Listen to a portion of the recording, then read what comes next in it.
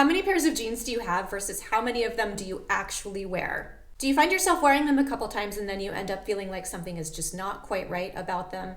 If so, you've clicked on the right video. Today's video is going to be part 2 of my denim masterclass where I break down shopping for jeans into 4 easy categories that we will go over with a little bit more fine detail. So 4 easy categories: the technical, the good things, the bad things, and then where to shop. Hi everyone, if you're new here, welcome to my channel. I'm Tasha Julie and I'm an LA-based fashion stylist with an emphasis around helping both my personal styling clients and my YouTube viewers get dressed more easily, look great, and do it all by avoiding the endless hamster wheel of consumption, feeling like we always have to buy something new in order to glow up, fit in, or be better, and also to sidestep buying things that we really don't need or things that actually end up not working for us. That being said, everything that I talk about in today's video will be linked in the description box. But since I'm not here to push overconsumption on anyone, I've also linked my free Before You Buy It checklist in the description box as well, because sometimes buying new is the solution, and sometimes we may be buying something new for either the wrong reason or we're getting something that may not work for us and fit into that base or capsule wardrobe that we're trying to build with longevity and the problem of overconsumption in mind. All right, so let's get started. I thought we would begin with the technical category, since I know people's attention spans tend to start strong and then dwindle, mine included. So let's start with the most technical components when it comes to shopping for jeans. And speaking of very technical, if you're familiar with the Kibbe body chart, you know there are 13 different body types. And I think that tends to overwhelm people. It turns into fashion or body geometry. I think we can simplify that body chart a little bit when it comes to shopping for jeans into components like, are we more petite? Are we taller? Are we curvier? Do we have longer legs or shorter legs? So speaking of your leg length and or height, that's going to be one of the first things that you want to consider when it comes to the rise of your jeans. So the rise of jeans is going to tie into their overall length, which is where the eye is going to go. And that's the way that you can kind of trick the eye. If you are on the shorter side and or have shorter legs, you can go with a higher rise, because that's going to mean that the overall jeans are going to technically be longer. And that's going to give you the appearance of having longer legs. And then of course the opposite is true. With a lower rise, the overall jeans are lower in length, and that's going to give the overall visual appearance of a shorter, lower body. If you are very, very tall or have very long legs, this will work for you. If you are on the shorter side and or have shorter legs, the higher rise is probably going to be your preference because of the way that it's going to draw the eye or kind of give that optical illusion of being taller. The other body type component to consider when it comes to shopping for jeans is if you are on the curvier side or the more petite side. Those kind of fall outside of the middle or standard area for body types and can be a little bit more difficult to shop for. And I will touch on those aspects when I talk about where to shop for jeans, so that you can hopefully have a workaround when it comes to getting a ton of alterations if you have a more curvy or more petite body. All right, let's cover the other technical aspects. I'm going to grab a pair of jeans off this rack to Vanna White the details for you. All right, so one of the main aspects of jeans, because it's smack dab right in the front, that can either go right or wrong is going to be the fly or the crotch region. Now, especially if you're shopping online, this is something you want to pay close attention to because it's not always that obvious. And then you'll order the jeans and you're like, oh, this is kind of weird. So this needs to be proportional, and there are a few exceptions which I'll cover in a moment, but you want a regular sized fly area of the jeans, because if it's too long, it's going to have kind of a saggy, unusual looking appearance. And honestly, I don't have a better term for it other than the fact that it can sort of be giving penis. So that's something I prefer to avoid in my jeans. The exception to the overly long fly area on jeans is if it's intentional. I would equate this to the messy eyeliner girlies. Most of us don't love our eyeliner to look messy, but there are those certain people who kind of do it as their signature style, and it's lived in, it's rocker, it's cool girl, it's a vibe, and it's kind of part of their signature or personal style. I think that if you are intentionally getting a pair of jeans with an oversized or baggy look and you have more of an edgy signature style, I think that's the exception to the rule. But if you are looking for a regular or standard pair of jeans and they end up having this really long fly region, that's probably not going to be one of your favorite elements and they're not going to work for you. So food for thought in that aspect. And then a couple of other details that have a real technical component to jeans is going to be the pocket placement. I like to think about the pocket placement similar to people's eye placement when it comes to how they like to do their makeup. We want them to be well placed because if they are too far apart, that's going to have a wider opening here in the center of the bum and it's going to be unflattering. If they are too low, that's going to draw the attention of the eye lower, of course, and it's going to perhaps look like a saggy bum, which I don't think anybody wants. And too close together will leave a wider region on the outer portion of the jean, also causing an unflattering appearance. So we want pockets to be very much in the middle. So mid-size, properly placed in the center area of the bum, because other things are going to cause kind of a weird aspect to your rear. So jeans that make you feel like your bum doesn't look great, you can avoid that by paying attention to the pocket placement. So in juxtaposition of a fly area that's too long, also if it's too short, it's going to have a strange effect. Now guys, I just want you to know that I pulled these out of my archive just for this video to demonstrate the perfect example of a fly region of jeans that is way too short. I bet you can guess what era these are from. I don't think we're wearing this style of jeans too much anymore, but it does perfectly demonstrate how this tiny little fly area with 2 buttons is also going to have kind of a strange effect on the overall appearance of jeans, and it's not going to be terribly functional. So the fly area is a big component because it's right there smack in the front of your jeans, and you don't want it to be too low to where it's like bikini wax going on, or too long, giving the effect of a penis. Since so many of us are shopping online these days, I also wanted to include where to find the technical details if you are doing just that. So I've pulled up a sample website, which I will mirror into the screen for you guys. So if you click on the details or the size and fit, some websites call it different things, but you can find out with a fine-tooth comb all of the things that you may be interested in knowing before you make your purchase. So they're going to give you things like what it's made out of, so either 100% cotton or some sort of elastic, usually elastin is going to be the stretchy material that goes into jeans. And along with the fabric composition also comes the care for the garment. So are you able to machine wash it? Are you supposed to dry clean it? I don't understand these details. Do I have to go down to the river and wash it by hand? I just want to throw my jeans in the dryer. So if it says something other than machine wash and they can go in the dryer, it's probably not going to work for me, but you can decide on your own if that works for you. The other details they're going to give you is the model stats. So how tall and what size is the person in the picture. And some websites have the cool feature of being able to change the model in the photo so that you can get a better idea of what it's going to look like on your body type. If they don't have that, I always like to just take into consideration the model stats. Again, usually somebody who's 5'10", and then I kind of just weigh in how that's gonna work for my own body. Other important stuff you're gonna find here are the measurements of the jeans. So for both the inseam and usually you can find it for the rise, which is going to be the measurement from the base of the rear or crotch up to where they button at your waist.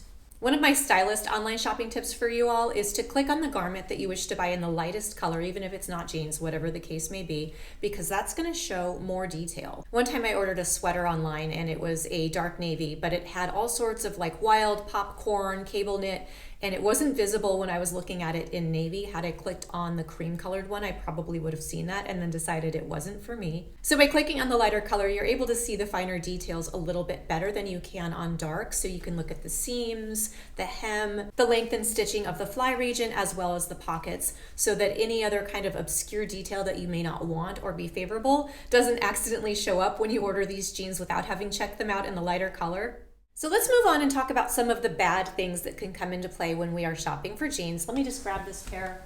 Aside from the technical mistakes of things that can go wrong when you're shopping for jeans, other mistakes that lead to them being bad or probably not the best purchase for you is going to be things like lack of longevity. So any extreme detail, check out these beauties, another pair from my archive. So anything like these aggressive rips, bleach stains, rhinestones, studs, bizarre things on the pockets, anything that's very like of the moment is not going to have that longevity, which really increases the likelihood of them ending up in that jeans graveyard pile in the back of your closet. And something else that I would consider to be perhaps medium level of bad, it's not the most egregious mistake when it comes to jeans. These are, of course, mine, and I do not dislike them, but I would not recommend them because of the level of casualness this cutoff hem causes. So these came like this. I did not cut them off myself.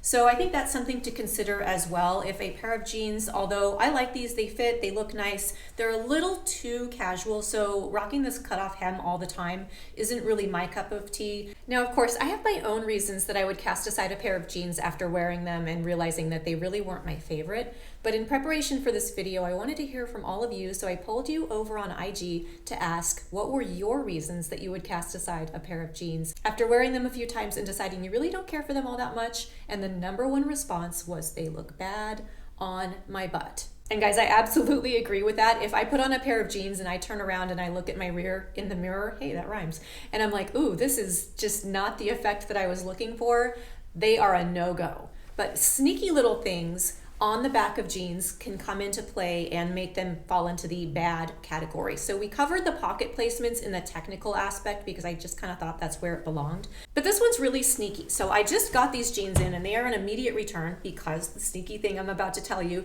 is happening. These need to go on a hanger. Okay, that's much better. Now I can show you guys what I was trying to tell you. So this seam where it meets the yoke, which is this sort of V-shaped detail on the top, if this seam is not sewn correctly, or if the jeans have too much elastin, the stretchy stuff, it's going to cause this weird indentation or divot right through here. And it doesn't really go away when you put them on, so it gives kind of a weird curvature to the bum area, which I find very unflattering. So if I get a pair of jeans that has this and I put them on, I'm like, oh, absolutely not. These are immediately going back, which is what happened with these.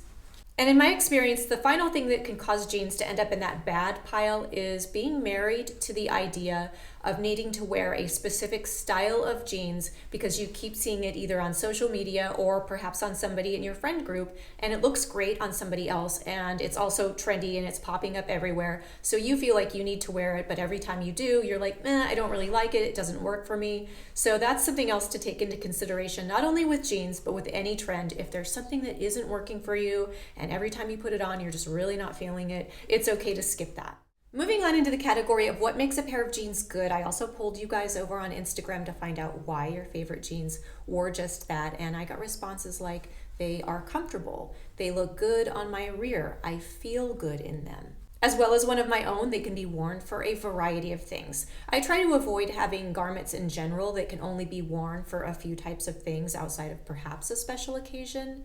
But jeans that can only be worn for, very minimal things are not going to have that longevity, which is what we're looking for if we want to step out of that hamster wheel of consumption and have a good base or capsule wardrobe. So having jeans that lean a little bit more classic, both in the rinse or color, as well as the cut or the way that the legs fall, that's going to give you the most longevity, but also understandably classic on classic on classic becomes a snooze fest. So one of the other good things about jeans is that we can express ourselves, but just because something is classic doesn't mean that it has to be overly boring. The way that I like to kind of get around that is to do something that I consider classic with a twist. And that's bringing me to these next jeans, which are just that. Ironically, they have a twisted seam. This twisted seam doesn't cause any comfort or wearability issues. You guys saw these in my other video, part 1 of this masterclass, and some of you had messaged me asking if these twist or were uncomfortable when I wear them, and they're not. It's something that goes completely unnoticed when I wear them. So fun details like a twisted seam on jeans, that can really showcase your personal style and keep things from being too dull in the area of trying to keep things classic for longevity's sake, but it's also not leaning into giant rips and rhinestones and really crazy things that are not going to work for you in the long run. I don't have a pair out here, but another way to play around with the details on your jeans, keeping them from going into ultra classic snooze fest, is to play around with that sort of crisscross or double front. I'll insert a pic so you guys know what I'm talking about. So I think experimenting with fun little details on jeans that do lean more classic, that way we're keeping that wearability in mind. That's a fun way to showcase your personal style, and also a way to keep everything from being like so boring that you also don't gravitate toward it. All right, so now that we've learned all of the details and things we want to look for in jeans that makes them good, something that could make them bad, as well as the technical aspects of what we want to look for when we're shopping, where are we actually shopping for these jeans? So that brings me to the fourth and final category of this video, which is going to be where to shop for these jeans. This is completely unsponsored. This is just my personal experience as a stylist where I've had the most success with jeans. And the first one's going to be Nordstrom, because they are just across the board pretty much everywhere if you're in the United States. They also have favorable return policies and a big selection. So I wanted to mention that one just because it's probably got the most universalness to it, if that's a word. And then also on par with that's going to be Revolve. Same thing, wide selection of jeans, and they ship a variety of places. I even ordered from them while I was down in Mexico long term. So those two are going to be the most broad categories for all of you, depending on where you're watching from. But I also think that whatever department store you happen to have, if you were watching outside of the US, that's going to be a great place to start for selection and then ease of return. And the next two are personal favorites of mine, and also stores that I think people sometimes tend to forget about. So the first one being Banana Republic. And the reason I mention them is that they have great quality, a huge selection, but they also have versatility in their sizing. So you're going to be able to get anything from regular, tall, and petite from the Banana Republic website.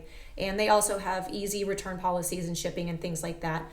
But because they have that variety and flexibility in their inseam, that's the reason that I mention them. Because there's nothing I like less than buying a pair of jeans that are $150 to $250, then I have to go pay at least another $50 to go and get them altered.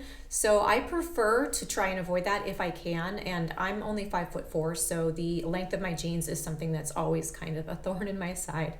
So Banana Republic has great flexibility whether you are regular height, shorter, or taller. Same thing with this last store I'm going to mention, and I know you guys are going to be like, what are you talking about? Because I had the same sentiment, and it is Abercrombie. And I think that we kind of all feel a certain way about that store, mostly because of the brick and mortar store with that crazy cologne smell permeating everywhere. And it's also kind of the vibe of more of a teen or like younger person's store. So I had discounted it a long time ago. But Abercrombie has amazing jeans for women and the most flexibility in both the inseam and whether you're more narrow or if you're curvier. So they have all of those different components where you can play body geometry in a fun way with your jeans. And their variety of inseam is even greater than Banana Republic. They range from extra short all the way through tall and several in between. So they're going to give you the most flexibility when it comes to your inseam. And then also, as I mentioned, they will give you flexibility in whether you are more narrow or traditionally shaped. And they also have a little radio button you can click when you're shopping for the curvier selection.